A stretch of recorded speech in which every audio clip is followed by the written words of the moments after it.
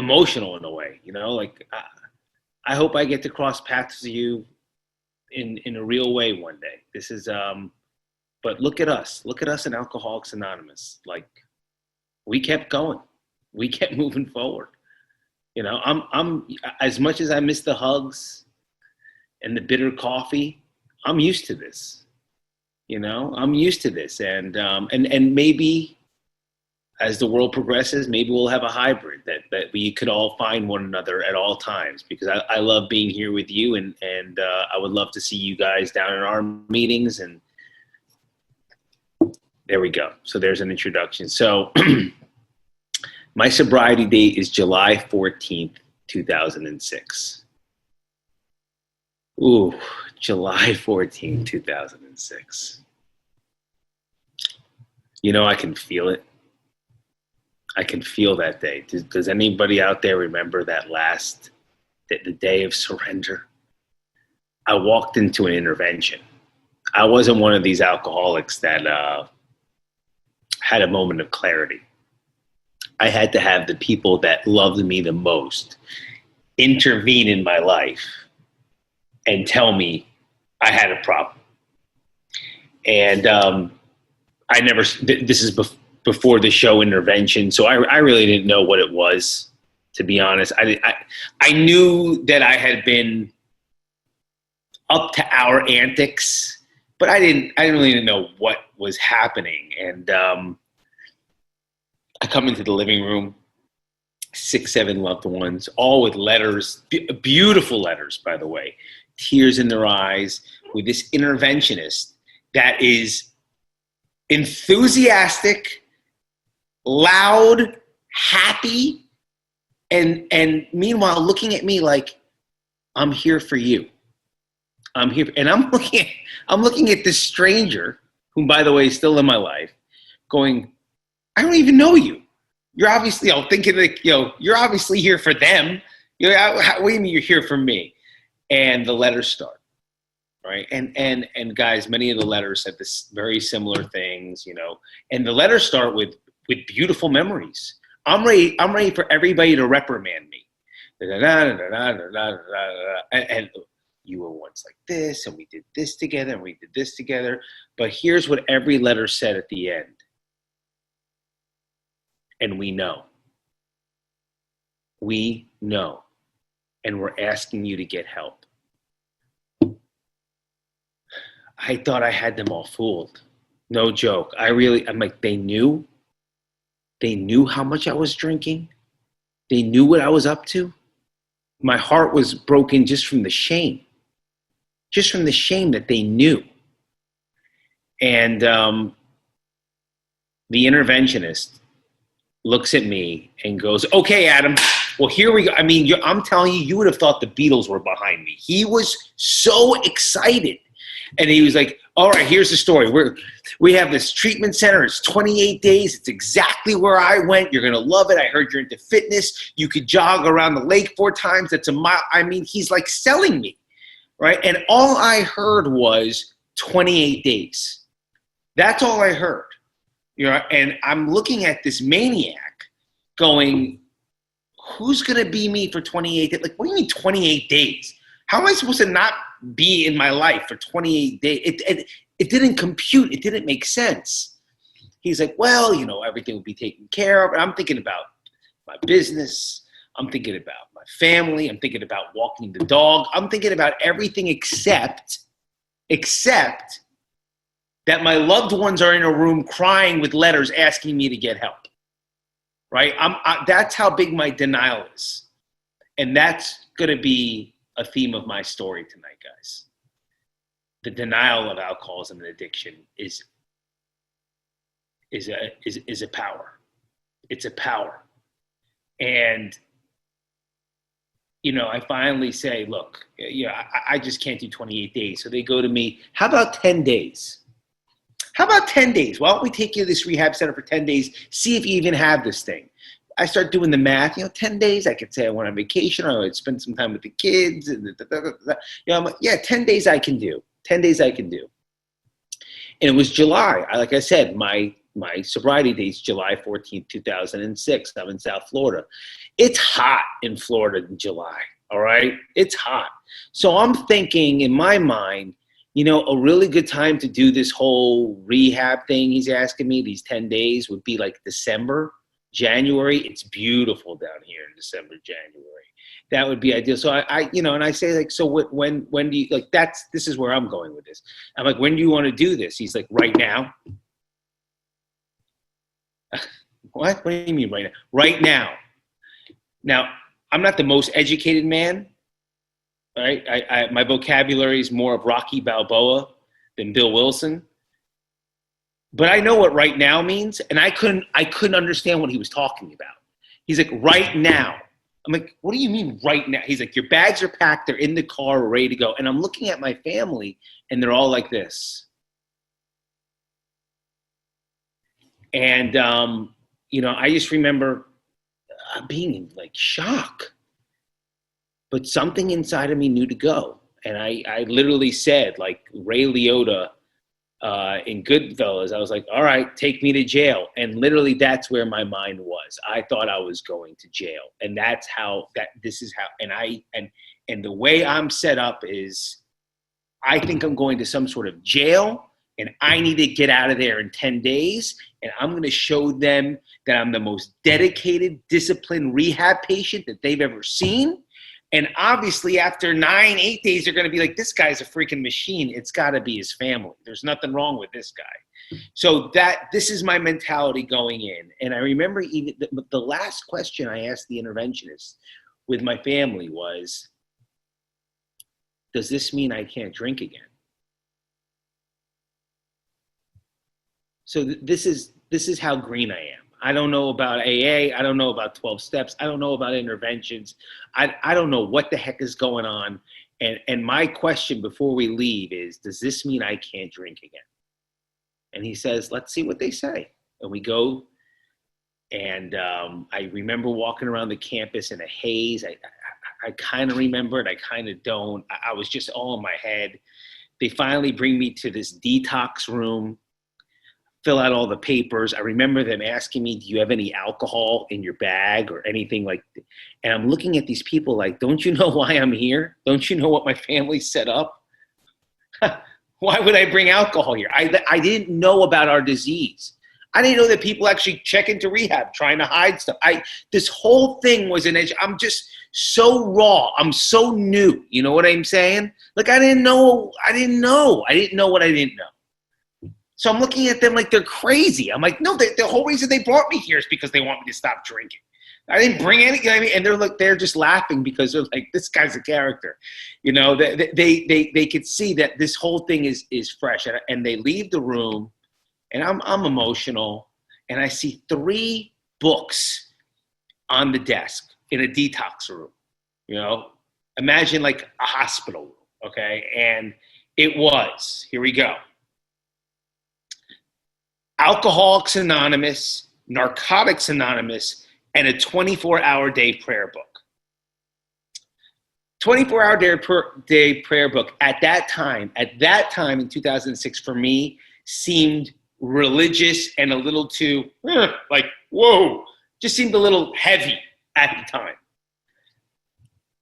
Narcotics Anonymous. Now, I had done plenty of drugs. I'm a real alcoholic. Alcohol is my number one, just so everybody knows. Like, it's my number one. Not my number one, but I'm not a pure alcoholic. I never called one drug that I ever did a narcotic, and I wasn't going to touch that book for the life of me. I didn't like the name of it. Alcoholics Anonymous, I'd heard from like the movies. So I'm so raw, I'm so new that I pick up the book because there's nothing else to do, by the way, in a detox room. This is not like I'm like the messiah of AA. I go and pick up the book because there's nothing else to do. You know what I'm saying? There's nothing else to do. So I pick up the book, and I really thought that it was written by alcoholics that, like, maybe in the beginning, like they're slurring their words and the letters don't match. And like by the end of the book, they're like sober. I didn't know what the heck this thing was. So I'm flipping through it. You know, you can imagine the first time you're seeing, right, a vision for you, you know, how it works. I'm like, the heck, but I see a doctor's opinion. Now, even with all my antics and how crazy I am, I still was like a fitness geek, you know? It also helped me with the charade of not showing people how bad I am, if I could, sweat it out, so to speak. And as you could see, I did so well in that I was intervened. But this is where my mind was, okay? So a doctor's opinion, I could trust a doctor. You know what I mean? Alcoholics, I can't trust alcoholics. A doctor, I can trust. And I start reading the doctor's opinion. I don't know if this happened to anybody else. I'm sure there's one person in this room that understands this. I read my story. Not my story like I'm telling you tonight. Like I read what's wrong with me. I was the guy. You know how it says we have a physical allergy? We have a physical allergy to alcohol, all of us. And by the way, I've been taught all about that now. Let me make sure I know the time. All about that now, about how the alcohol goes into all of our livers and how the acetones don't break down like normal people, and it goes to our brain, and we're normal people where the acetones break down and blah, blah, blah, and it sends the signals to the brain. Most people start going like, ooh, I'm a little woozy. And for us, we drink and it starts telling us, I need a little bit more of this. And you know what I think a good idea is? I can drive better like this. This is a preferred state. Like my wife has a glass of wine. She feels a little, like she gets a hot flash. I get a glass of wine and I'm like, okay, where's the bottle? And and I used to say to people, it's on. Like I would have a sip, right? So it's you and I, we say cheers. I have a sip and I would say it's on. I thought that was just a normal thing to say because I was like a partier. But what I was really trying to explain was it's on. Like there's no off button. Like we may end up in Vegas tonight. So sit back, buckle your seatbelt. This is going to be a hell of a ride. I did not know that I had a physical allergy. That the way my body breaks down, the way the acetones speak to my brain, that the physical body is as sick as the brain. I didn't know any of this. I didn't know that we were maladjusted to life. What else does it say in doctor's opinion? I didn't know that we can look like normal people. I didn't know I was an alcoholic, is what I'm trying to say. An alcoholic to me, the way I was raised, the way I saw things, was a bum in Manhattan that had not showered or shaved for years, with a paper bag with some hard liquor in it, petting a cat that's not there, mumbling. That is an alcoholic to the way I'm perceiving the world. I'm no alcoholic. I just drink too much, And I'm raw, and I read the doctor's opinion, and something starts changing. And that to me is not good, just so you know. This change is not good for me. I see my counselor for the first time the very next day, and he asks me point blank, so what did you do last night? And I said, there's not much to do in there. I said, there's not much to do. I said, so I picked up the book of Alcoholics Anonymous. I read the doctor's opinion. You would have thought that I was his son and that he just taught me to ride a bicycle. He was so proud of me. He was like, you picked up the big book? I didn't even know what a big book was, by the way. So that whole thing, I was like, that was a whole conversation. I was like, no, the blue book, just the alcohol. He says, yeah, that's what we call the big book. I'm like, okay. And I'm like, yeah, I read the doctor's opinion. He's looking at me, like he's like marveling at me. He's like, well, what did you think? I'm like, I think that's a lot of me. I think there's a lot of me in there. He goes, this is incredible. He goes, do you think you're powerless over alcohol? And I looked at him like he was nuts. I'm like, no. And he looks at me, he's like, I thought you read the doctor's opinion. I'm like, I did. See? He's like, you don't think you're powerless over alcohol? And this is the denial. This is the fight in me. This is the arguing. I'm like, no, it doesn't like mysteriously end up in me. There's no like secret power. Like I pick up the bottle, it's my power, and I just was so difficult. And this is something I heard a lot in treatment. I heard this, take it easy. Take it easy. I didn't understand what take it easy. You know how we all say it in the room? Take it easy. I didn't understand. He goes, well, Adam, let me ask you something. Have you ever woke up in the morning and sworn to yourself that you wouldn't drink that night? Now, let me explain to you why I answer the answer I do. I got to get the hell out of this place in 10 days. I'm with a counselor, and now I know for sure that there's cameras on me. So I need to answer everything honestly and accurately to get the hell out of this jail, right? Or they're going to keep me, no doubt. I get this. I've seen every mafia movie there is. I know how this is played. Let's be honest and let's get out of here. So I say every day. I said every day. Every time I swear to myself I'm not going to drink, and I end up drinking. He goes, okay, all right, take it easy. He goes, let me ask you this. Have you ever said to yourself, okay, only one or two tonight, only one or two, and then after you've given yourself permission, you can't stop? And I look at him. Again, I know the rules, right? There's some camera on me. And I said, every time. Every time. He goes, all right, so if you swear to yourself in the morning that you're not going to drink, and you end up drinking, and then when you drink, you make a deal with yourself that you'll only have 2 or 3, but you can't control it, wouldn't you say you were powerless? He had me. You know, there was no, I didn't have like the ace of spades. I was out. I was like, yeah, I guess I'm powerless. He goes, do you think your life is unmanageable? So I took stock of my life, right? I'm sitting back, crossing my legs, kind of petting my beard. I'm thinking about the company. I'm thinking about the car. I'm thinking about the wife. I'm thinking about the baby. Right? And he sees me contemplating this, and he looks at me. He bangs. Adam, you're in rehab. And like this is the guy that you're looking at. Okay? Like, somebody's asking me if my life is unmanageable in rehab, and I'm taking stock of my life. I'm like, well, you know, like he's like, look where you're at. And something was changing inside of me, guys. Something was changing. And I remember looking at him and I said, listen, does this mean that I can't have a glass of champagne at my daughter's wedding? And he looked at me strangely, like very strangely. He's like, how old's your daughter? I'm like, she's 6 months old. And he goes, only an alcoholic would worry if he could have a drink at his daughter's wedding that's 6 months old. And I was like, oh my God, this is not good. You know, this is not good. This is not good. I know it's not good because everything he's saying is making sense. The next morning, whatever. Next morning, that day, I'm in the first group, okay, my first group. And I'm seeing a theme, right? It's all men. This guy's Mike. He says, I'm an alcoholic. This guy's Andy. He says, I'm an addict. This guy says, I'm Joey. I'm alcoholic and an addict. This guy, right? And all of a sudden, it's time for me to say who I am. Now, remember, there's cameras on me. I'm sure of it. I got to get the hell out of this place. So I say, hi guys, I'm Adam and I'm an alcoholic for the first time.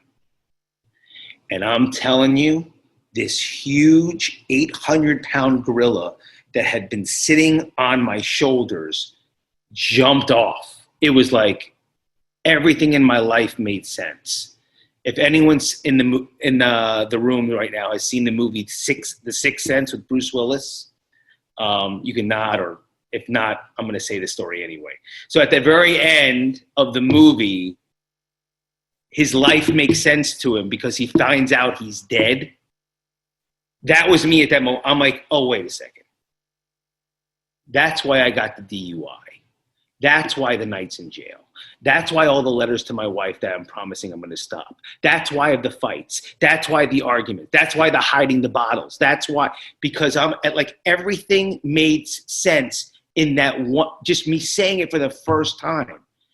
And then, this is just the way I'm wired, within a second of that relief came the thought, what do I do now? What do I do now? How do I watch a football game with my dad? How do I go see my friends for dinner? How do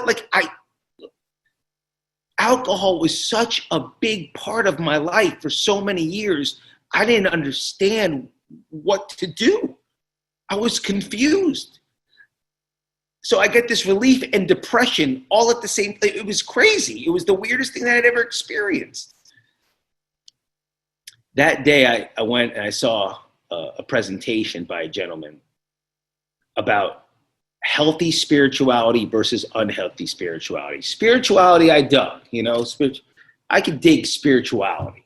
Before, God thing is a little extreme at that time, but spirituality I dug. And I remember him saying, you could see unhealthy people with unhealthy spirituality when they look down a lot, when they don't make eye contact, they can't find their words, they're scared, they're fearful, they're frightened.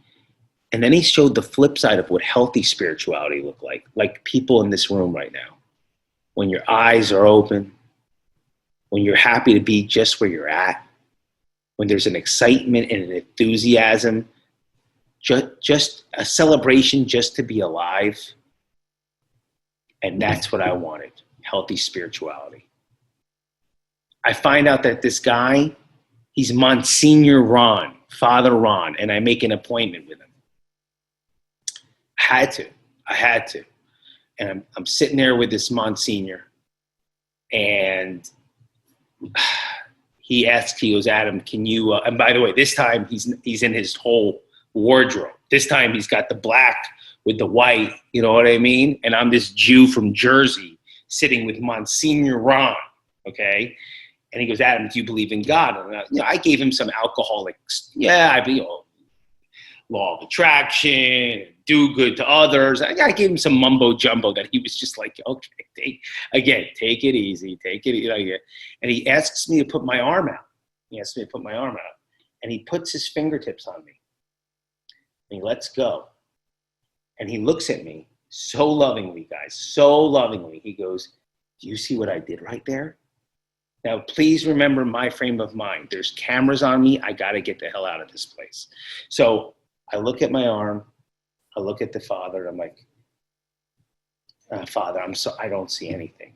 He does it again. He goes, do you see what I did that time? I look at the Father. I look at my arm. I'm like, Father, I'm Jewish. Maybe there's a disconnect of some sort. And he starts laughing. Now, I have I use my sense of humor when I'm uncomfortable, okay? So my hands up, and he does it again. And I'm looking at my arm. I'm like, Father, I heard about you guys. And he starts laughing. Now, he turns the lights off, right? Let's see if I can do something cool here. I don't even know if it's going to work. He turns the lights off, and he shines a light on my arm, and there are these purple glowing fingerprints. A UV light is glowing on me with purple glowing fingerprints. And while I'm looking at this light, he asks me, he goes, Adam, do you think you could believe in a power that you can't see, taste, touch, feel, but that has been all around you, guiding you, protecting you, loving you? And I'm staring at these fingerprints, right? I'm staring at them with Monsignor Ron, and this Father Ron took this Jew from Jersey and made me believe like that. And I was like, I can. Father, I can. And he turns the lights back on and all the fingerprints disappear. And I was like, no. Do it again. And he does it for me again. And it was like this guy downloaded me into the Matrix. You know what I mean? I was like, what is going on? Do you know what I mean? Like, there is a God. It's been all around me. It's here right now. I couldn't believe what was happening. I couldn't believe it. And he's like, that power brought you here. Best thing you could ever hear and scariest thing you could ever hear when you haven't really fully accepted what you are, I had a couple of assignments. I had to do 2 letters to my daughter, the 6-month-old one, 20 years of being sober and what that life looked like, and one after 20 years of drinking and drugging. Again, I got to get the hell out of this place in 10 days. They were honest. 20 days after sobriety, I was there for everything. Ballerina shows, picking her up from school, birthday parties. I mean, you name it, I was that dad. You know what I mean? I was super dad. 20 years after drinking and drugging, I embarrassed her. She was ashamed of me. I'd lied to her. I'd not shown up. And at the end of that letter, I was checking myself back into a rehab center. That letter sucked. And it broke my heart. And then the other thing I had to do before my 10-day evaluation was going to be done was I had to say my story in front of these 30, 35 alcoholic addict patients that were with me, right?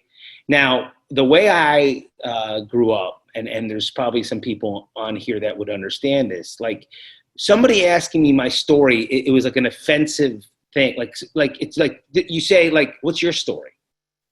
You know what I mean? Like, nobody asked me what my story was before. Like, I didn't know AA. You have to understand, like, our language was a foreign language at that time. So big book and your story and cheerleaders. And this is like, you know, you may as well be speaking Chinese. Someone says, what's your story? I'm like, what the fuck's your story?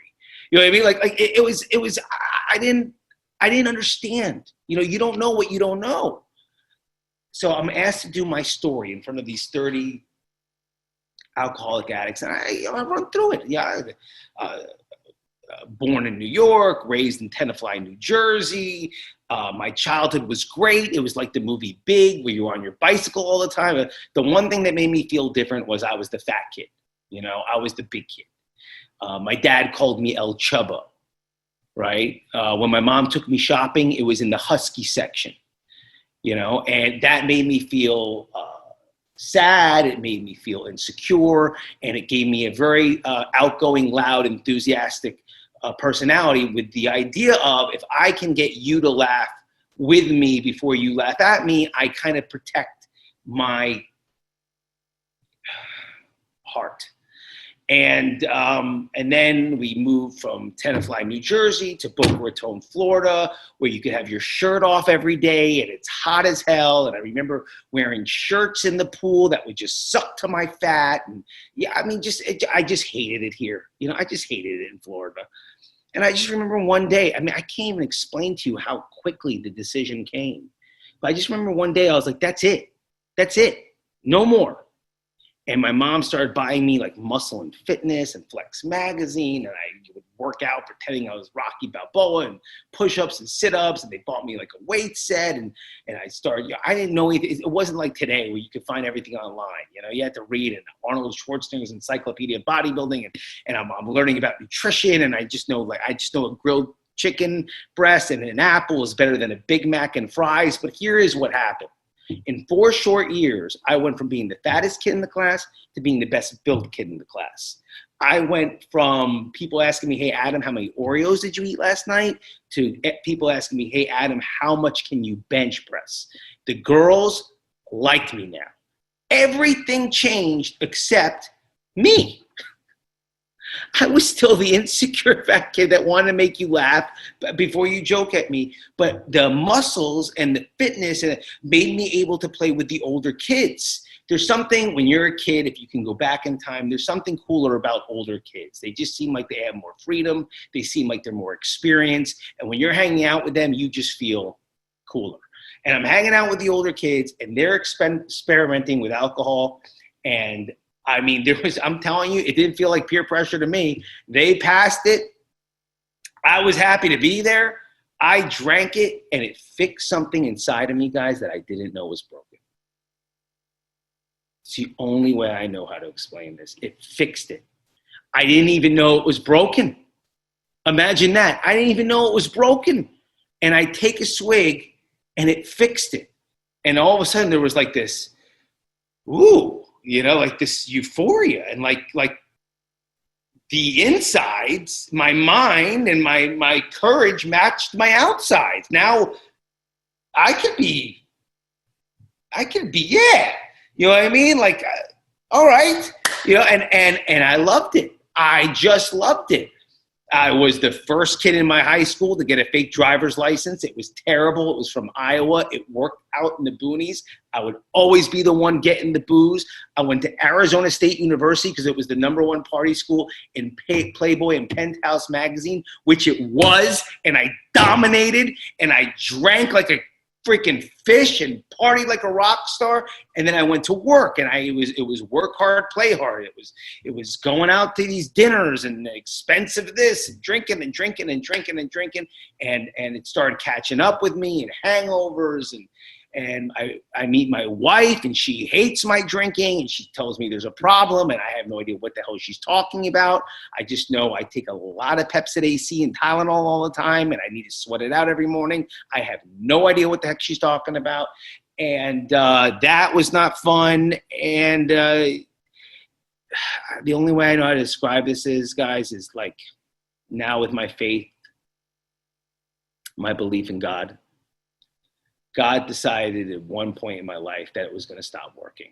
That fix thing, listen, even with the hangovers and even with the stomach acids, and it still fixed it. I was just getting some consequences. You know what I'm saying? Like I was getting some physical consequences, but it was still fixing in here. I still was getting loose, but now I would drink, and it didn't do it. Physically, you would see I was sloshed, but like I kept having those negative thoughts. You're not as good as your dad. You're not going to be as good as this guy. Like, look at you. You're 30. Who acts like this at 30? Usually I could drink and like that stuff left. It left, and then Adam came out.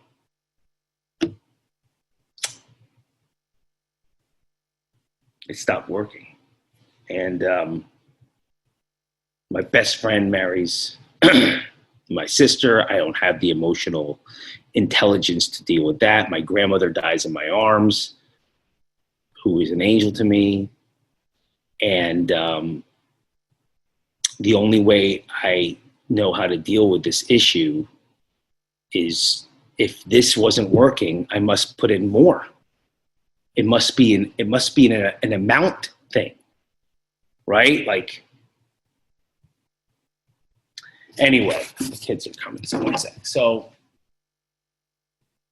I tell this story to these 35 alcoholic addicts, right?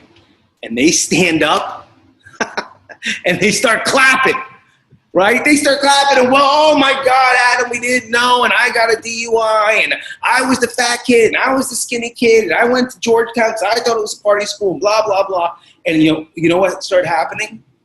These people were identifying with me, and it freaked me out. It freaked me out. That's not good. That's not good if you don't think you're an alcoholic. And sorry about the walking around, but my kids are about to come, and you know how that is. So I freak out. The body starts going into shock. My blood pressure went. It was 180. My heart rate.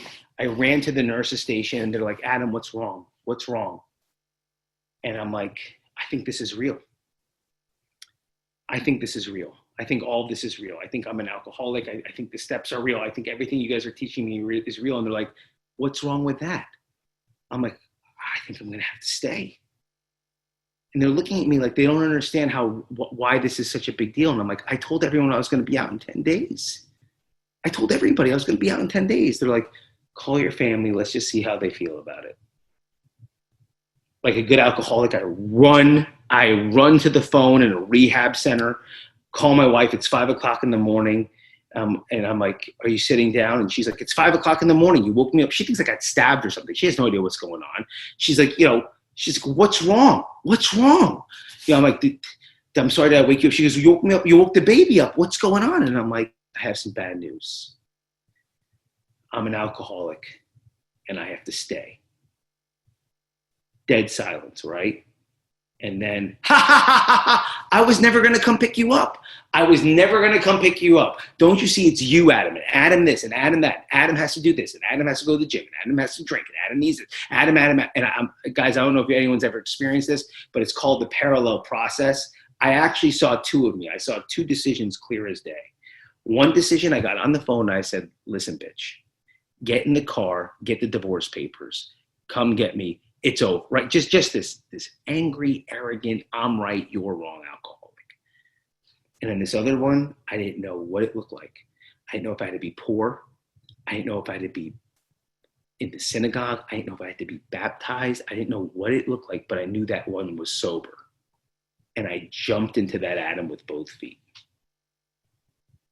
I attacked Alcoholics Anonymous like my life depended on it, because it does. My best friends are in their 80s and 70s. I keep strong, wise counsel. I get along with the younger guys, don't get me wrong. I pass the message on all the time, exactly how it was given to me. I do the steps right out of the big book, and I love the 12 and 12. I'm not one of these people that's either or. It's an and. But I love this thing.